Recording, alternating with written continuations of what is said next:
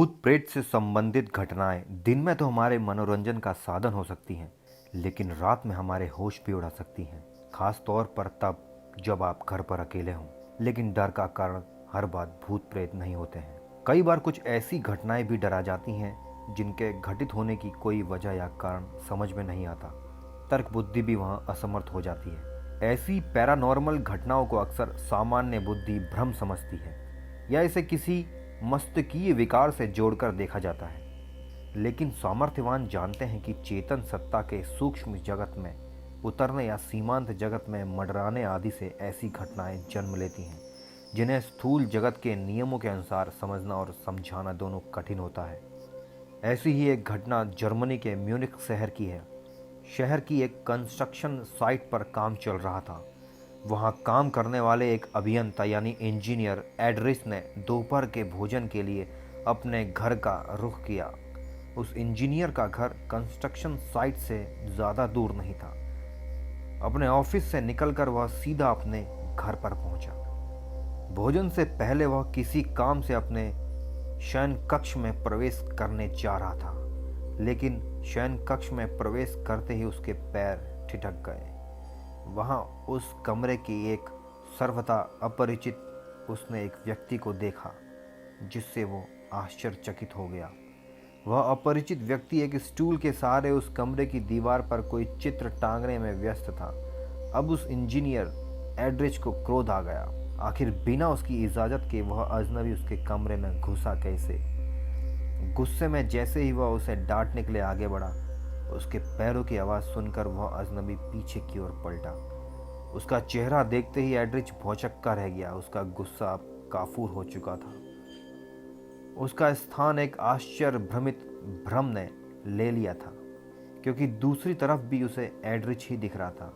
अपने सामने एकदम हूबहू दूसरे एडरिच को देखकर एडरिच के होंठ बंद हो गए। वह स्तब्ध था। एक पल तक दोनों आमने सामने खड़े रहे, लेकिन फिर उसका प्रतिरूप अचानक से गायब हो गया। उसके गायब होने के बाद एडरिच को जैसे होश आया।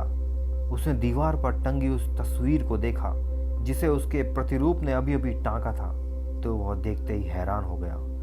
दीवार पर टंगी तस्वीर भी एडरिच की ही थी। फिर उसने कमरे में फैली हुई आसपास की चीज़ों पर ध्यान देना शुरू किया।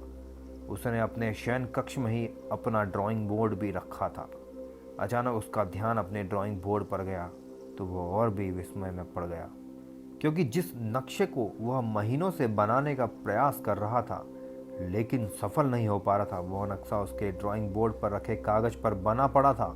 एडरिच ने इस गुत्थी को समझने का काफ़ी प्रयास किया, लेकिन उसकी बुद्धि में उमड़ते घुमड़ते तर्कों ने उसे हर बार निराश किया। ऐसी ही मिलती जुलती एक और घटना का वर्णन मशहूर परा मनोवैज्ञानिक एवं मनोचिकित्सक डॉक्टर ग्रिफिन ने अपनी पुस्तक साइकिक पावर में किया है। उस पुस्तक में वर्णित यह घटना खुद उनसे ही संबंधित है। डॉक्टर ग्रिफिन बताते हैं कि प्रतिदिन सुबह से शाम तक अपनी क्लिनिक पर रोगियों को देखना, उनके दुख दर्द को सुनना, उनका निदान ढूंढना और फिर शाम को घर लौट आना उनकी नित्य दिनचर्या बन चुकी थी। एक दिन उनकी क्लिनिक में अप्रत्याशित भीड़ बढ़ गई। आए हुए मरीजों को अब वह जल्दी जल्दी देखने लगे। उनके मन में विचार आया कि आए हुए सारे रोगियों को आज ही देख लिया जाए तो अच्छा होगा। इसी वजह से उन्होंने दोपहर का भोजन भी नहीं लिया, केवल कॉफ़ी पीकर संतोष कर लिया। कॉफ़ी पीने के बाद वह फिर से बीमार रोगियों को देखने में जुट गए। धीरे धीरे शाम का अंधेरा घिरने लगा, लेकिन अभी भी 25 के लगभग मरीज और बचे थे। थोड़ा समय और बीता। डॉक्टर साहब अब तक बुरी तरह थक चुके थे। रात के 8 बज रहे थे। उन्हें भूख भी लग रही थी, लेकिन बाहर नजरें घुमाने पर उन्हें 5 मरीज दिखे। उन्हें आराम करने की नितांत आवश्यकता महसूस हो रही थी। एक बार तो उनके मन में विचार आया कि इन 5 मरीजों को कल बुला लिया जाए, लेकिन फिर तुरंत ही उन्होंने सोचा कि इतनी देर तक उन लोगों को बिठाए रखने के बाद बिना देखे लौटा देना उचित नहीं होगा। इससे उन रोगियों को मानसिक वेदना होगी।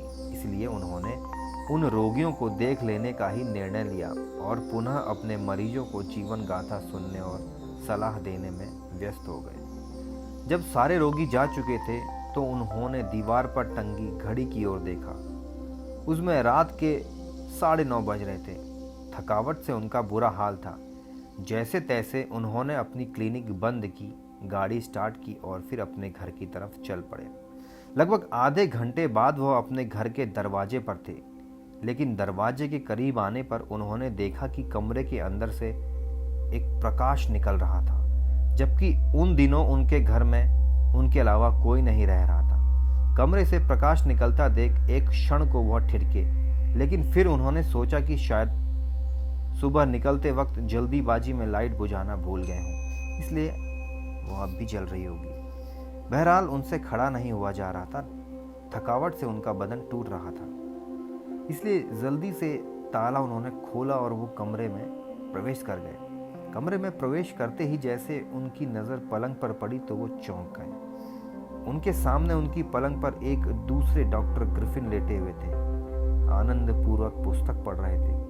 डॉक्टर साहब पलंग के थोड़ा और पास आए और उन्होंने काफ़ी ध्यान से उस लेटे हुए व्यक्ति को देखा। पता चला कि उन दोनों में ज़रा भी अंतर नहीं था। अब डॉक्टर ग्रिफिन असमंजस में पड़ गए। उन्हें समझ में नहीं आया कि आखिर यह हमशक्ल उनका कौन हो सकता है और यहाँ क्यों आया, और इतना साहस और सहजता से पुस्तक पढ़ने में तल्लीन कैसे हो सकता है। अभी वह इसी उधेड़ बुन में पड़े थे कि अचानक उन्होंने देखा कि वह उनका प्रतिरूप बिस्तर पर से उठने लगा।